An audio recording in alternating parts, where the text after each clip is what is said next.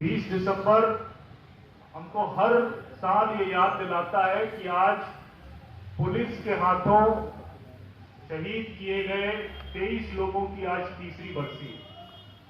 उत्तर प्रदेश में एक साथ 21 लोगों को गोली मारी गई आज के दिन, और 19 तारीख को नौशीर और अब्दुल नाम के 2 लोगों को पुलिस ने स्ट्रेट फॉरवर्ड चेस्ट पे बुलेट मारी मैंगलोर में। तो जब हम बात कर रहे हैं आज इस सुनवान के तहत, पुलिस के रॉइड्स के तहत, जिसके लाठी के जोर से डायलॉग का स्पेस खत्म हो गया है, उसकी बात की गवाही आज यहाँ का प्रेस क्लब का रिसेप्शनिस्ट भी आपको देगा कि पुलिस ने पूरा जोर लगाया कि आज का ये प्रोग्राम नहीं हो, और उसी जोर से ताकत लगाई कि आवाज को, डायलॉग को, कम्युनिकेशन को उनकी धमकी से, उनके डंडों से और उनके जेल में डालने से और उनके यूएपीए लगाने से बंद किया जा सके। और इसीलिए हम लोग, चाहे वो प्रेस क्लब में इकट्ठा हो, चाहे किसी सड़क में इकट्ठा हो, चाहे किसी के मकान में इकट्ठा हो, हम जब भी इस तारीख को इकट्ठा होते हैं तो कोई प्रोग्राम करने के लिहाज से इकट्ठा नहीं होते, बल्कि 7 लोग जो फिरोजाबाद में मारे गए, हम उनको याद करते हैं और उनकी बरसी का शोक मनाते हैं कि पुलिस के इस मुल्क, जो हिंदुस्तान का मुल्क जिसको डेमोक्रेटिक कंट्री कहा जाता है और जिसमें बहुत ढेर सारे इंस्टीट्यूशन हैं, अब वो पुलिस स्टेट बन चुका है। अपने आप में ये अजीब केस है कि 23 लोग मार दिए गए और हर जगह पुलिस ये कह रही है उत्तर प्रदेश की कि ये लोग आपस की गोलियों से मारे गए, प्रोटेस्टर्स आपस में गोलियां चला रहे थे, वो इसलिए मार दिए। और कहीं पर भी किसी भी जगह कोई एफआईआर नहीं हुई। सिर्फ एक जगह ऐसी वाहिद है फिरोजाबाद में, जहां पर हम लोगों ने बहुत कोशिशों के बाद 5 केसेस में एफआईआर रीओपन कराई। कानपुर में थोड़ा बहुत मामला हुआ, और सरप्राइजिंगली बातें तो बहुत है, अगर सीए से ही बात शुरू करें और आज के दिन से बात शुरू करें तो डेथ हुई है मेरठ में और फ्यूनरल किया गया रात के 2 बजे संभल में, जो कि वहां से 150 किलोमीटर। घर वालों को घर से बाहर लॉक कर दिया गया ताकि वो मीडिया से बात नहीं कर सके। फुटेज घर के अंदर जा जाकर डिलीट कराई गई।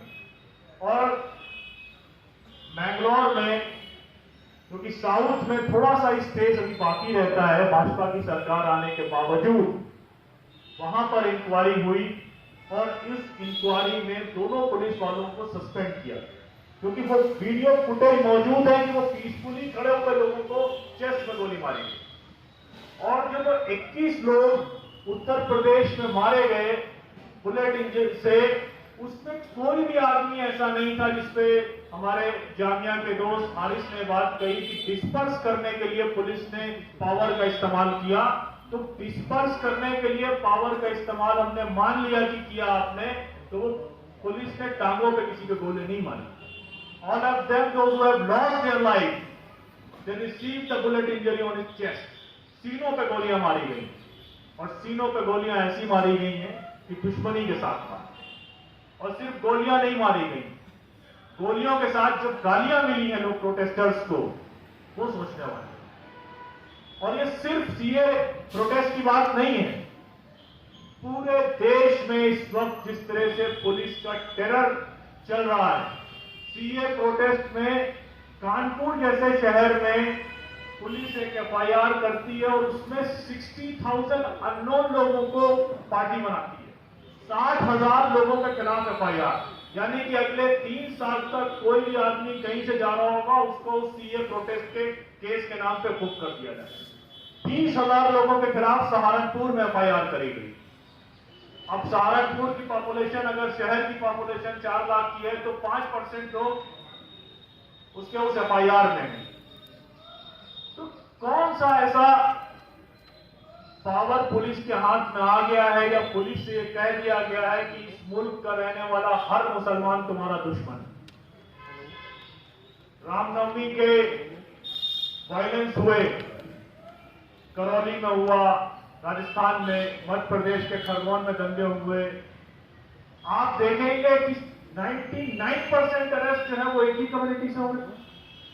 और जो बच्चा जेल से छूट के आ रहा है, वो कह रहा है मुझे पिटाई से तकलीफ नहीं हुई, जो इस्लामोफोबिक गालियां हमको दी गई, हमें उससे तकलीफ है। जब हमने करौली के लोगों से मुलाकात करी, करौली में जो लोग छूट के आए थे, तो उन्होंने हमसे कहा कि हमको उससे तकलीफ नहीं, मार पिटाई तो हो जाती है, लेकिन उन्होंने रमजान में हमारे साथ जो बदतमीजी करी, जो इस्लामोफोबिक ट्रीटमेंट हमारे साथ किया गया, तो उससे तो लगता ही नहीं कि ये पुलिस हमारे मुल्क की पुलिस। तो आज जब हम बात कर रहे हैं तमाम चीजों की, तो उसमें हमें यह भी देखना पड़ेगा कि पुलिस का जो ओवरऑल रोल हम सब जानते हैं, हम सब मान रहे हैं, पूरी सोसाइटी के जितने सेक्शंस हैं, वो मार्जिनलाइज कहें, नॉन मार्जिनलाइज कहें, जब हम उससे पुलिस की बात कहते हैं तो हर आदमी कहता है पुलिस बहुत करप्ट है, पुलिस बहुत खराब है। लेकिन जैसे ही मार्जिनलाइज सेक्शन या ट्राइबल्स या माइनॉरिटीज की बात आती है, तो वो पुलिस उनके लिए बहुत सही हो जाती है।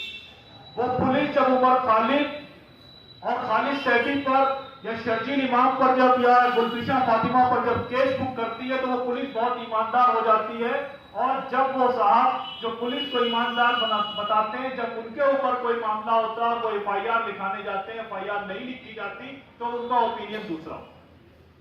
तो सिर्फ पुलिस का ट्रीटमेंट हमारे साथ डिफरेंट नहीं है, बल्कि इस पूरी सोसाइटी का ट्रीटमेंट हमारे साथ डिफरेंट है, और इसीलिए पुलिस इस तरह से हमारे साथ इस्तेमाल करती है। आप जहां तक केसेस की बात है, केसेस सबको मालूम है कि किस तरीके से हर जो भी दिल्ली में जिसके ऊपर भी UAPA लगाया गया, उसको दूसरे केसेस में पहले इन्वॉल्व किया गया, उनको सारे दूसरे केसेस में बेल मिल गई।